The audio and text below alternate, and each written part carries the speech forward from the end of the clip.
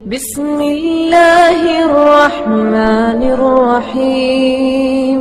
بسم اللہ الرحمن الرحیم۔ سجدوں کے درمیان بیٹھ کر رسول اللہ صلی اللہ علیہ وسلم دونوں سجدوں کے درمیان جلسہ میں کہا کرتے تھے، اللہم اغفر لی وارحمنی واجبرنی وعافنی وارزقنی۔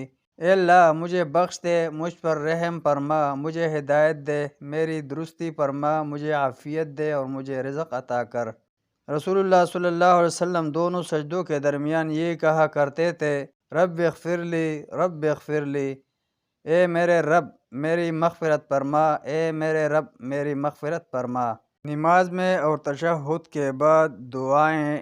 رسول اللہ صلی اللہ علیہ وسلم نے فرمایا، تم میں سے کوئی جب آخری تشہد سے فارغ ہو تو 4 چیزوں عذاب جہنم، عذاب قبر، فتنہ حیات و ممات اور دجال کے شر سے پناہ مانگے۔